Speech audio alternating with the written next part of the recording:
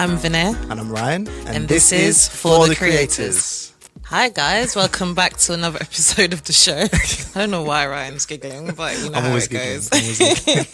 Today we're sitting down with Joe Hagan. He is a celebrity publicist and manager and also the owner of Streamline PR. Check them out on all socials at Streamline PR. Yep. Instagram is Streamline PR and Twitter Streamline PR too. My personal Instagram is Mr. J Smash. Mr. J Smash, wicked. So this is a snapshot episode, like the one we did with Sean Sagar recently, where we kind of zoom in on a craft. And today we're focusing on PR. So Joe, can you explain what it is for people that might not understand? Okay, so there's different forms of PR. The PR that I tend to do is publicity for talent. So essentially what I do is I help raise the profile of talent. I make sure they're in the right places. I make sure people know who they are. I help raise their profile. I introduce them to brands and basically raise awareness of that person or highlight if they're doing a specific thing. So the main purpose of that is to help that person like get more jobs, or if they're already getting quite a few jobs, they can ask for more money when they're doing a job because they're more well known, because we've worked on raising their profile, so they become helping them become more of a household name. So what else do you do in terms of raising their profile? Is it like making sure that they have a particular style, that they have like a unique selling point? What does that really entail? So every client is different, and every client would have different needs and different requirements, and every client is at a different stage in their career. For some clients, it might be a case of placing them at celebrity events. So a lot of the time, a lot of what we do is just making sure people are out and seen in the right places. So for instance, like last Monday when I was supposed to record, I was at Maya Jama's Pretty Little Thing party with some of my clients. So with that, my Pretty Little Thing like dressed my clients, and I made sure they were all there, make sure like they got papped and things like that. And then next day my client was in the Daily Mail. So that is just one instance of what we do in terms of placing people in the right places to be seen. Right. And by being in the Daily Mail, that's more exposure. You've got national press. So if she didn't go to that event, she wouldn't have got that press, but we made sure she was at that event. We made sure she was papped, made sure Daily Mail had her name, had all that information. And so that's one instance of what we do. Right. Brilliant. Okay. You know, like when you, obviously everyone sees the celebrities, or just, you know, just people pop up in newspapers and stuff. There's a science to it. Right. It's not just... It's positioning. It's positioning. Because I worked with a company, a porn company. Okay. And we managed to I had a lot of contact with the Daily Mail as well. Uh-huh. And there was one girl, porn star, Carla Howe, and she's always in the Daily Mail. But it's literally like getting the journalists to know where you're going to be so that they show up there to get the photo to then be in the Daily Mail. So it's kind of staged beforehand. But what does that then do for the... talk about this. What does that then do for the client because they get their national exposure? Well, in essence, like I mentioned previously, it's to help them get more jobs. Mm-hmm. So if I was pitching that client for a TV show or something like that, they're more likely to get it because they're in the press all the time, and there's already an interest. Or if I'm speaking to, I don't know, let's say I'm speaking to a headphone, let's say I'm speaking to Beats by Dre, and they want to pay a client for a paid post on Instagram, for instance. If that person that I'm working with has press and they're more of a household name, instead of us asking for like £500, I can ask for 8 or 9 because that person is in a Daily Mail all the time. Right. Mm-hmm. It raises their stock. It raises their stock when you're more well known. It allows you to do a lot more things because brands want that national exposure, especially like clothing brands. They want the click through on the Mail Online for Fashion Finder, because Mail Online essentially is a shopping place. Right. Is that the main like outlet for exposure? Not the main. Again, it depends on the client. Do you use social media as well? Yeah, social media is a great outlet that we use because of digital marketing now and influencer marketing. So we use social media all the time.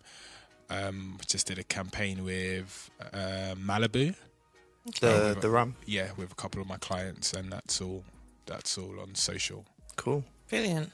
Okay, so can we just take it a step back? Yeah, sure. How did you get into this? Is it something that you just fell into? Is it something that you always aspired to do, or no? I kind of just fell into it, really. Funny story. So my friend and I we were on the train, and Call of Duty, the video game, yeah. that was about to be released, and we were just reading the Metro, and they were having a party at Battersea Power Station, and we just said we had to be there. Like, we weren't doing anything in the industry at the time. I can't remember. I think at the time I worked for Vodafone. I think he was doing accounts somewhere. But we just said we're going to this party. Yeah. Like, it's right next to us. So we just went. I don't know what we said on the door. Basically just snuck into this event. And we got there, and it was like, the drinks are free. There's celebrities. Like, there's PlayStations. It was like... First of all, I don't like going out to clubs. I found a way. I need to go out like this. This is how I want to go out. I don't want to go out partying because that's not my vibe. So like, that was the first experience of like the industry, and then from that, once we had a taste of that, it was kind of just, we had to kind of figure out a way to make that a business and turn that into like our everyday, so to speak. And yeah, like, we knew a few people, like I knew quite a few like DJs and stuff like that, and I was going to a few events here and there, and then I became really friendly with like a lot of the press and like networked, so I got a lot of journalist contacts, a lot of paparazzi contacts. And was that from just initiating conversations? Yeah, initiating conversation. Like, I could go to a party by myself. I'd go to an event by myself and just make sure to talk to every person in the room. So networking's key for you. Networking is absolutely key. A lot of my clients, I've got them from going to events, just literally talking to people, because you never know what anyone does in the room.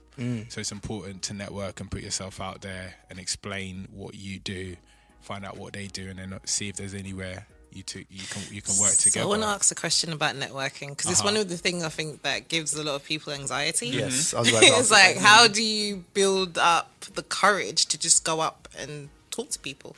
Like, how, when you first started doing it, like, what were you telling yourself in your head to just build up the courage to go out and do it? A lot of the time, it's just like, how's it going? Like, oh, I'm so-and-so. Like, what do you do? That is the main question that we ask at events. I ask that question like pretty much every week. Like, oh, so what do you do? And that's it. And they're like, oh, I do this. I'm a stylist. I'm a DJ. I'm a producer. That you just have to ask them what they do. Like, people are naturally vain. They like to talk about themselves. So you asking them, kind of put it on them. You put it on them. You asking them what they want to do. You're just giving them a platform to talk about themselves. And obviously, if it's something that you can not benefit from, but I mean, if there's a way that you two can work together, then obviously you've got the insight there, and you can pick up the conversation, you swap info, and you take it from there, really. Brilliant. Yeah, it's really, really good. I mean, I think people still have that anxiety, but I get you. Yeah, is definitely a point. I mean, when I first started going to events, I think I had to kind of build up the courage a bit, but like now I've been doing it for a while. Like I said, I feel like it's a muscle that you have to practice. Yeah, I think it's one of them things as well, when you're just starting out and you kind of feel like if the question was turned on you, what do you have to say in return? Well, like, obviously, because in that circle it's commonplace. So people ask me all the time what I do, and then they're like, oh, okay, like, that's really interesting. Maybe we should grab a coffee, because they might be a blogger, or they might want the services that we offer. So it goes both ways, really.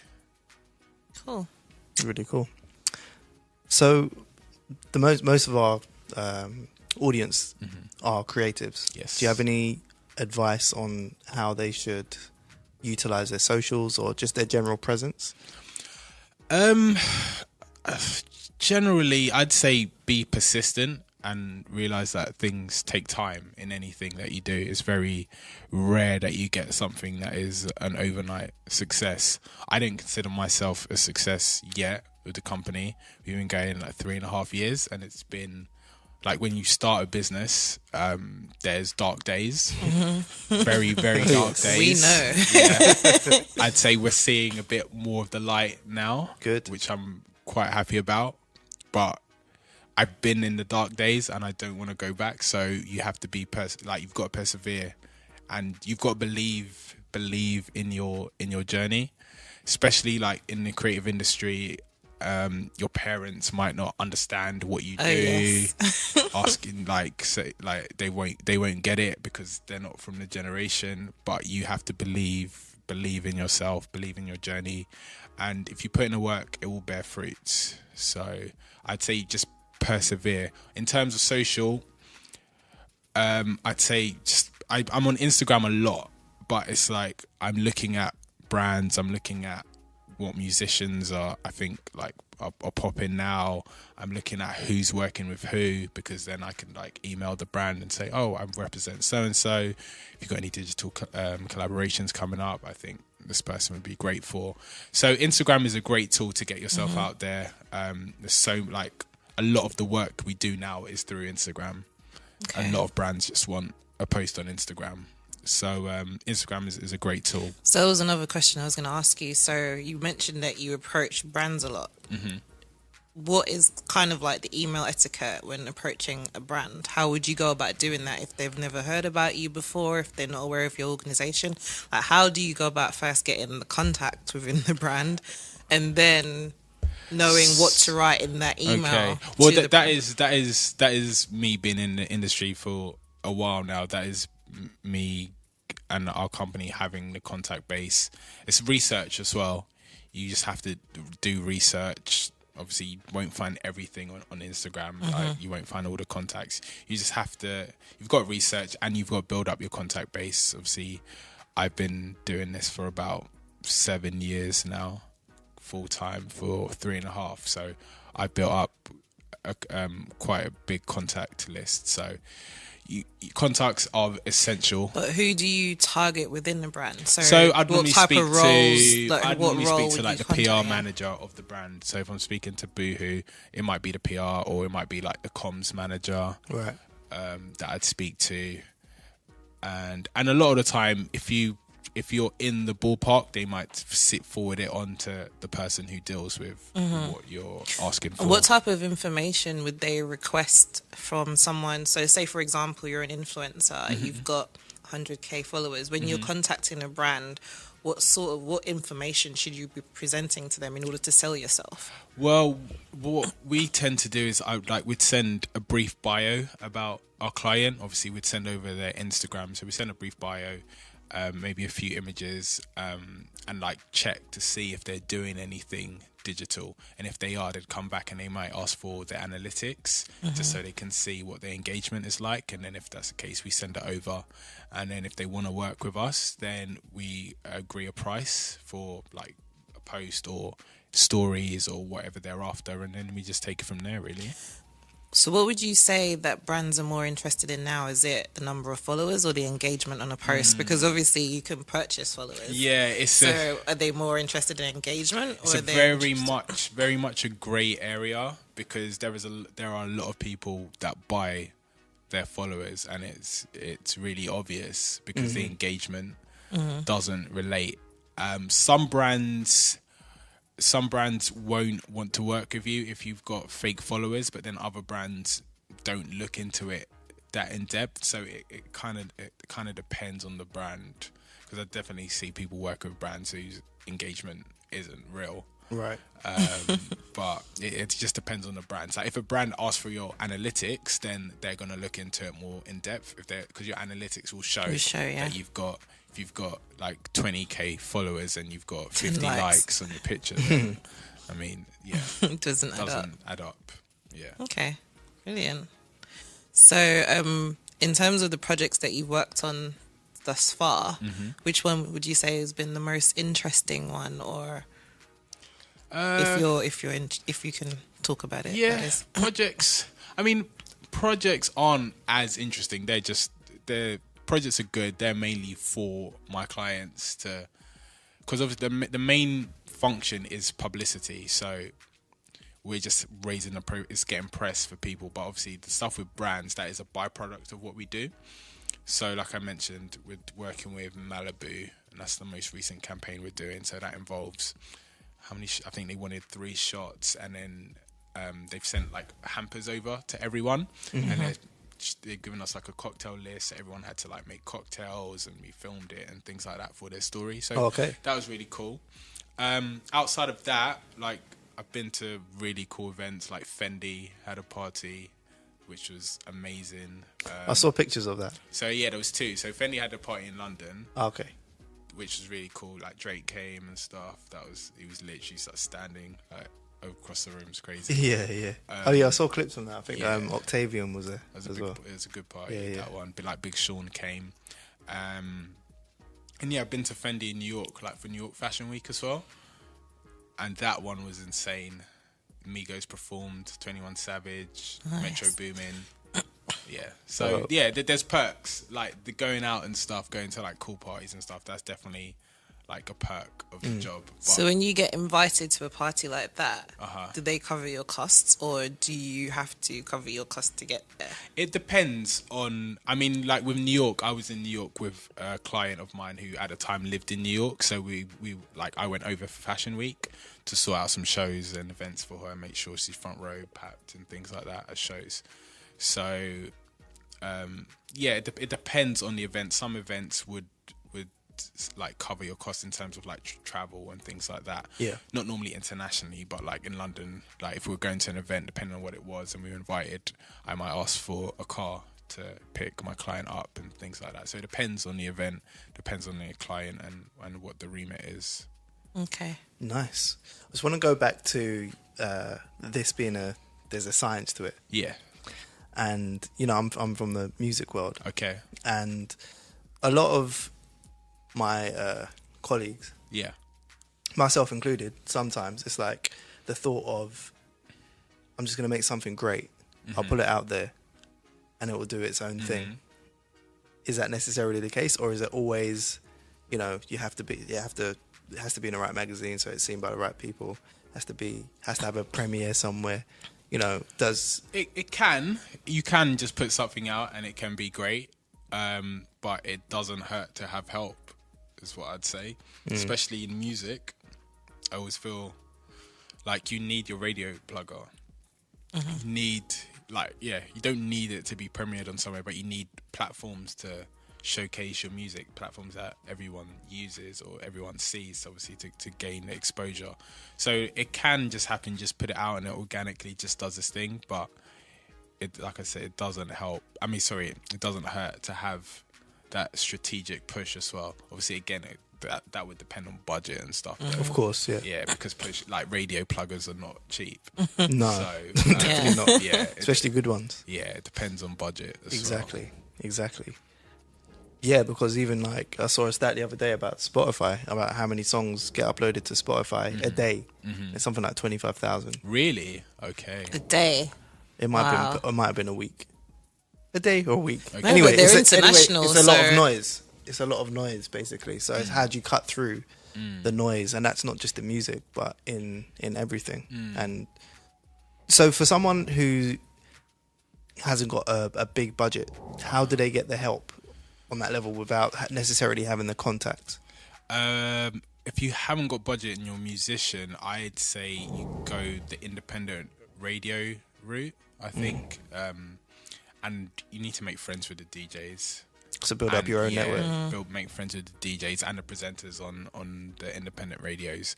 Because independent radio is very much like a trading ground for like the bigger stations. So they will look like Kiss or Kiss Fresh. They will look at what Represent. And they're like tastemakers, Yeah, they're very much training ground. So they will look. So if as an independent artist, it definitely helps to get plays on those stations, make friends with presenters and DJs there. And you're obviously, if you haven't got the budget for a big plugger to get you to Radio 1 or wherever like that, it definitely helps to go the independent route. That makes sense. Kind of network sideways. Yes. Because that's what I've noticed as well. Like a lot of the opportunities that have come from me have been from friends. Yeah. And I call them friends, but other people will be like, oh, bro, that's that person. That's this person. Yeah. That's because we've grown together. So you're a producer or? Yeah, Okay, producer, cool. yeah. But yeah, like those people have started the same time I have, and then they've kind of climbed the ladder, you know. So it's not a thing of I have to contact this person that's right at the top. It's more of this is my friend. That's what I was saying earlier. Like networking is key. Like I said, a lot of my clients I've literally met them at a party. Wow. A load of clients I've met at a party, and then from then they recommend me to their friends or other people, and obviously their friends are in a similar industry, so then business grows. That's really good. I think it's interesting what you mentioned about independent radios, because I remember I was working with an artist and I was trying to push to him, you don't need to necessarily get onto the Kiss FMs and the Capital Extras now. Work with the smaller independent radio stations, because they're more likely to play your music more, but also you build up a strong network locally. Definitely. Because if you can build up your local network and all those people, because people are very patriotic. So if you're, say, from Birmingham, people will support you just because you're from Birmingham. But everyone wants to come into London, and then now you're in this, you've got massive amount of competition, because now you're competing with the whole world essentially. So I've always told clients of mine to focus more locally, because even if you're in a local area like Birmingham, for example, there's still millions of people in Birmingham. Yeah. So you can start small and work your way up. But I think everyone always sees London as almost like the streets are paved with gold. We need to go there. So I think always try and make it our home first. Before you try to come to London, I think makes more sense. And like they said, there's still an audience there. There's still a network. So it's better if you're coming to London, it's better you come with some kind of audience or network already. I think it makes you more credible. Definitely. Yeah. It's also about starting where you are with what you have, rather than, again, coming into London, you're competing with everyone. So yeah. Like you said, the whole world. Exactly, because once you come into London, it's the whole world. Definitely. I guess that applies to any major city as well, especially in the creative fields. New York, LA, Miami, Atlanta, London, Paris, etc., etc. Yeah, exactly. So what type of creatives do you work with at the minute? Like, if you were to categorize them? It varies, my client base, and it always changes. So I've got DJs, I've got models, I've got fashion bloggers, like reality TV as well, stylists. I've got one rapper. I've got like an Afrobeats artist. So it varies in terms of. Is that clientele. On the PR side, or is that also on the management side? Management side, two on management side, the rest is on PR side. Cool. Yeah, because management takes a lot more time. Yeah, it definitely does. So, for example, with management, everyone knows that it's usually 20% commission. So, how does it work with PR? Is it like you do it per job, or how does it work in terms of? It would vary. So for like clients that are on the books, they pay a monthly retainer for PR services. That makes sense. Yeah, and then they have a contract, and they pay for PR. For management, it's 20% of everything that comes in. Yeah. And then if we do events as well, so we put on events like obviously I mentioned to you before we started, we've got an event on Monday. So for that, the brand or whoever's putting on the event would pay us, and then from that we do the whole event in terms of getting press, celebrity guest lists, things like that. Nice. Cool. That's good, man. So you mentioned that you've been doing this for 7 years, but you've been doing it full time, running the business for 3.5. What was that like? How did you eventually make that transition? Make that transition. Well, I used to work for Vodafone before. I was doing sales, and I was kind of doing this like on the side and like my lunch break, making phone calls, sending emails. Very similar to Jay London's story, isn't it? Yeah. And like I wasn't happy in my job, and I started to get a bit busy actually. So I thought, well, if I actually want to make this work, because at the time it was doing okay, but it wasn't really doing much. It's hard to do to commit to like to do this job and not give it your full attention.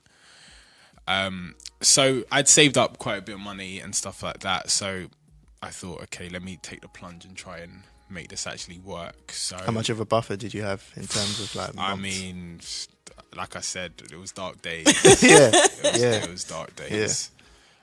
So yeah, I left my job, and yeah, I started doing this full time, and yeah, here we are now. Like, had one client for a while, then 2, 3, and clients leave, and it's up and down. But yeah, now like I have a kind of solid rotation where someone leaves, they've already been replaced. Okay, so in terms of, you spoke about those dark days. How do you keep yourself motivated in those dark days?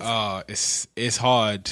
You, like I was saying before, you just have to believe and trust in the work that you're doing, that it will bear fruit and come to fruition.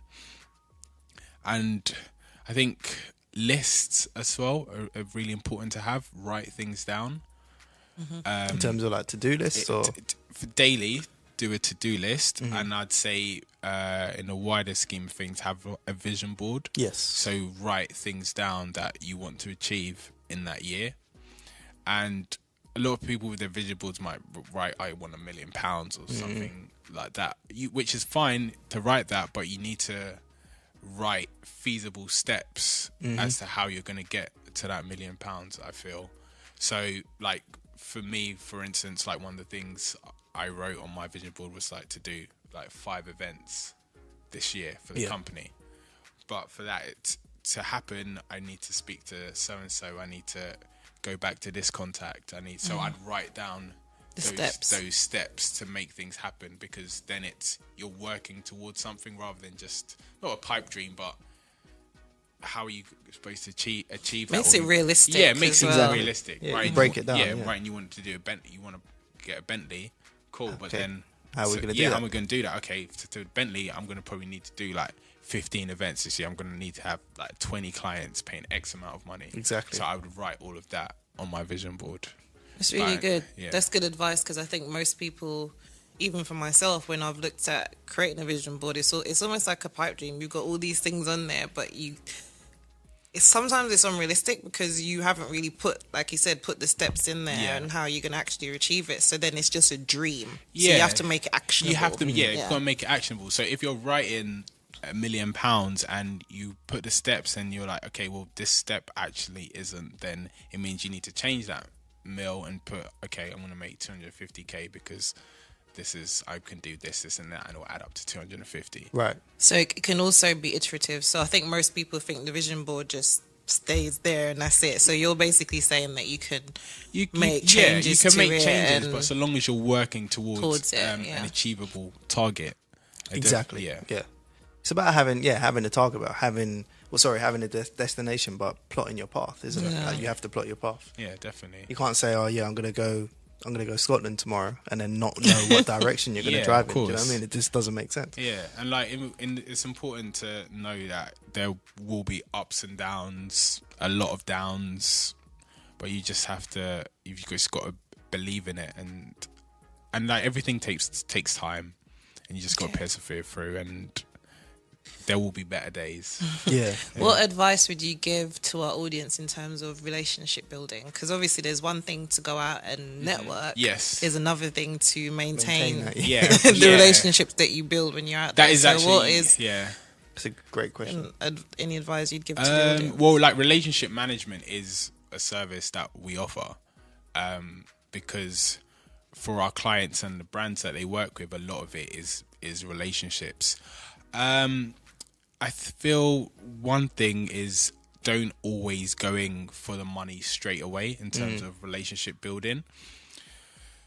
Like, it's important to value your time and know your worth, but sometimes with a bigger brand, depending on what they're after, it might be that you might have to do like one thing for free or one thing less than you would charge normally, but then in the long run, they might want to work with you a bit longer. So like, I've got one brand that at the start when we worked with them, it was just for like free clothes and stuff like that. But like now, anytime there's any collection launch, we're part of the activation like every single time, and we're paid every single time. Yeah. But that wasn't like that at the start. It's just like with everything, it takes time. Because sometimes you need to have something to offer as well. Yeah, you need to have something, and people need to realize where you are in the scale. It might be like the brand is a lot bigger than you are at the moment, and that it's just one of those things. And eventually, over time, they will see your worth, and they will.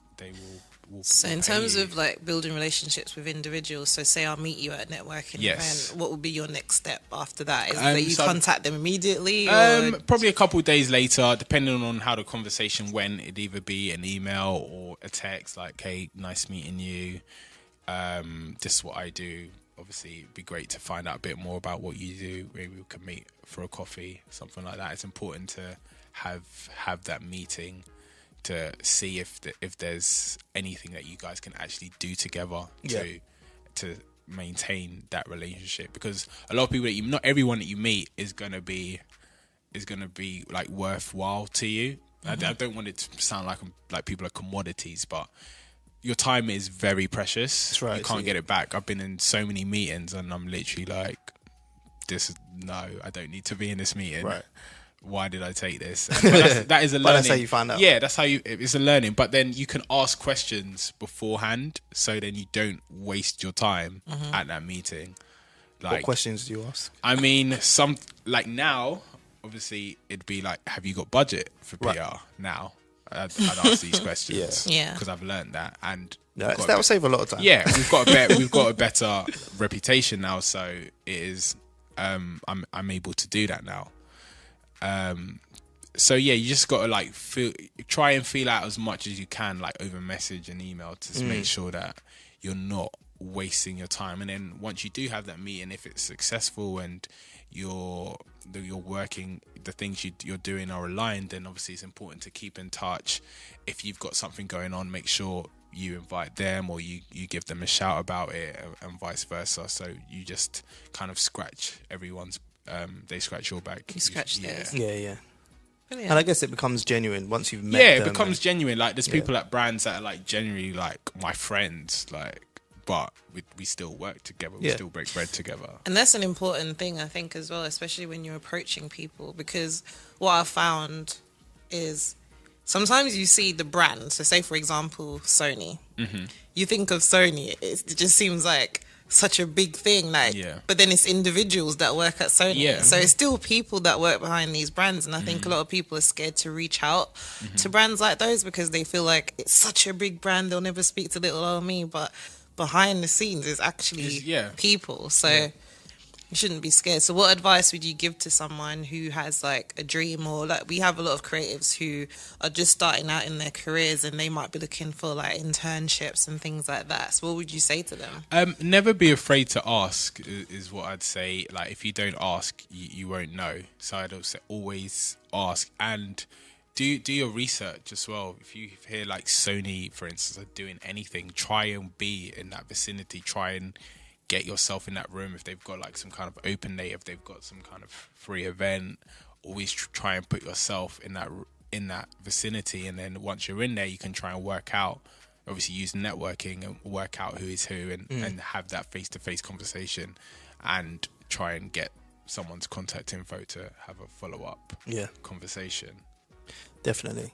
And for those, if they did go to an event and obviously they know, let's say there's a panel and they know who they want to speak with, how does the conversation differ? Because obviously we said, like you go up to someone and say, what do you do? If they already know what they do, how would you advise that they introduce themselves?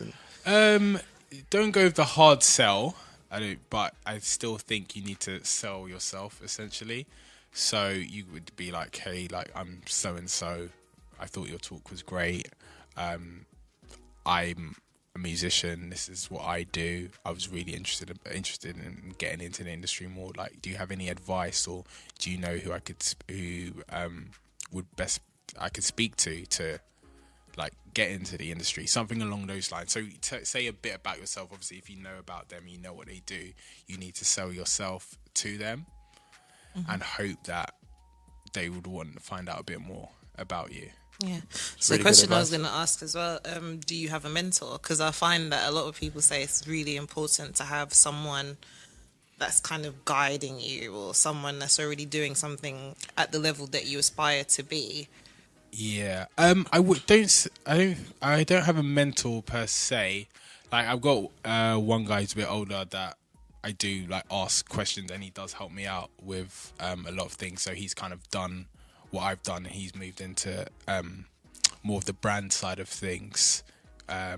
He's left the talent stuff alone. So I value his opinion, and he does give me advice, and he does help me out with a few things. I wouldn't call him a mentor per se. I think a mentor would be handy. Just I didn't really know anyone doing what I do. But yeah, I really value his opinion, and I like that he's done what I've done, and he's older, and he knows the ropes, and he gives me advice. So I think it's very beneficial to have someone who's a bit older and knows the ropes.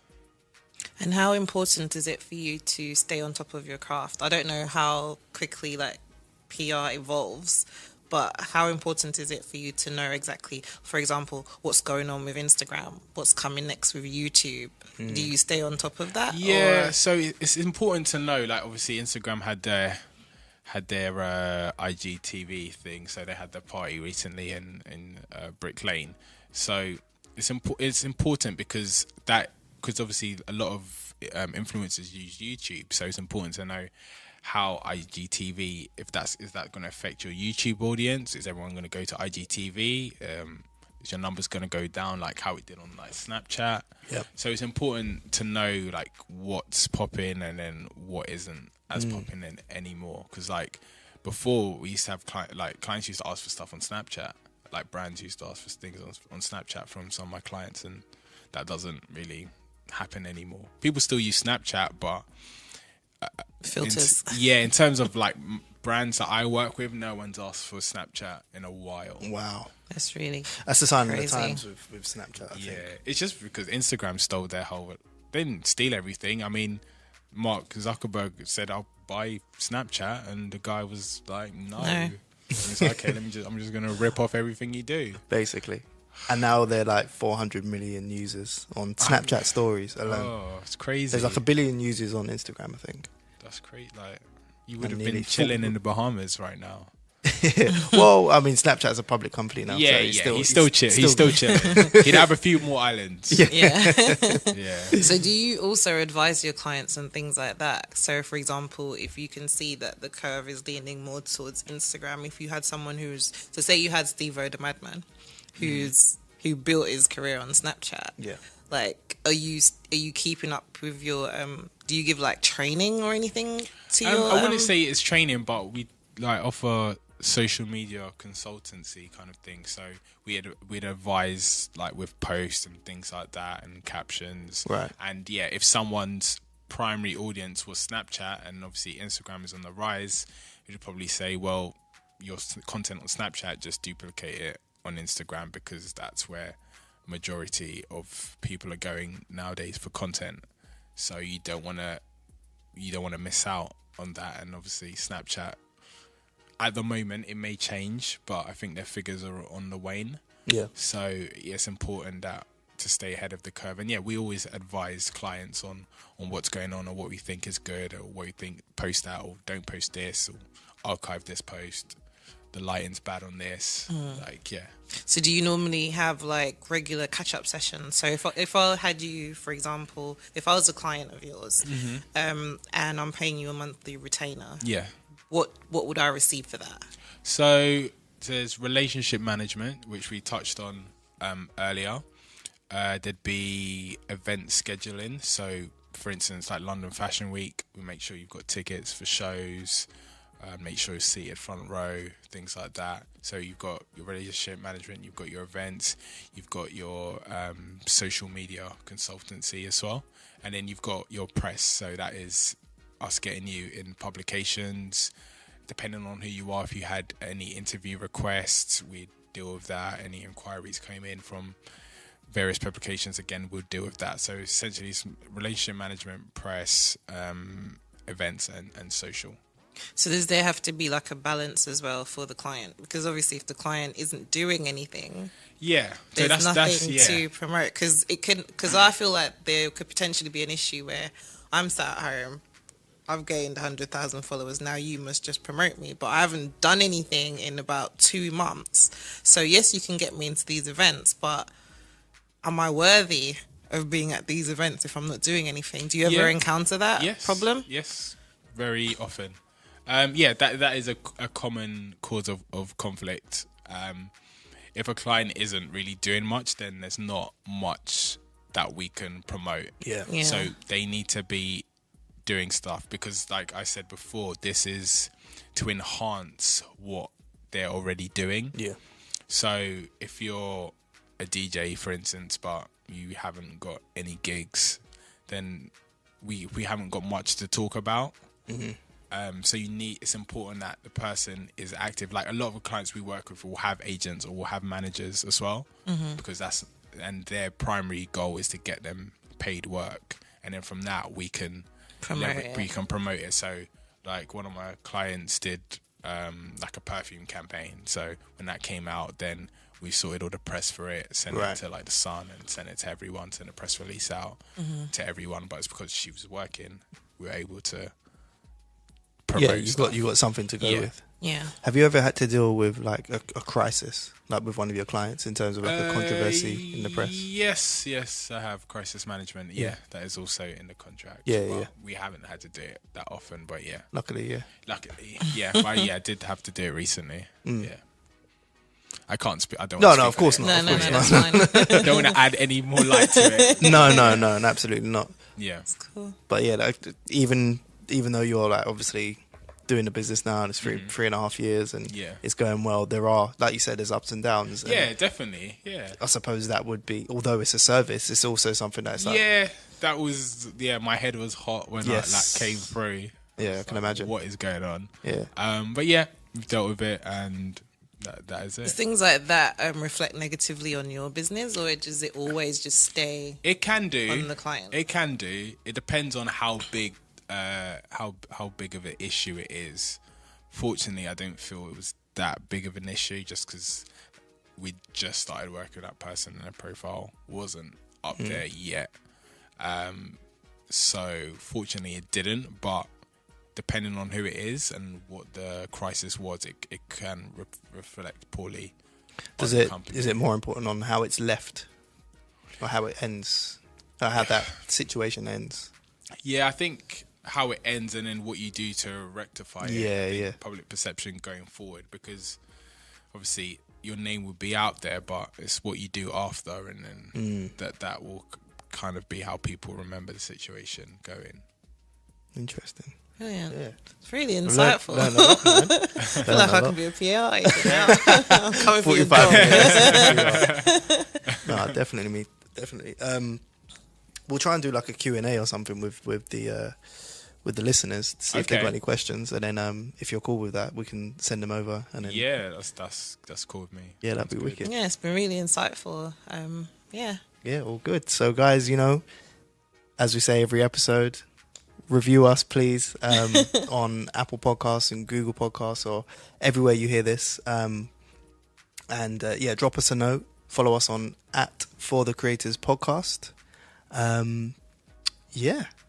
Really remember to review, comment, and share. And subscribe. And you can also follow Joe on Instagram Yes, I'm on Instagram at streamline_PR, and my personal Instagram is Mr. J Smash. So if you want to see the fun party stuff, you follow me. And then you can see, if you want to follow the company, you can see all the clients and stuff. And what's your website? Website is streamlinepr.co.uk. How's the best way for people to get in touch with you? Email. Yep. Best. Yeah, I do get quite a few DMs and stuff, but if you email me, that's fine. joe@streamlinepr.co.uk. Perfect. Well, thank you so much for coming, man. Thanks for having me. It's been fun. It definitely has been. It's been great. It's been so insightful. So really has. I really appreciate it. Cool. Cool. Thanks, man. Thank you. Cheers. Bye.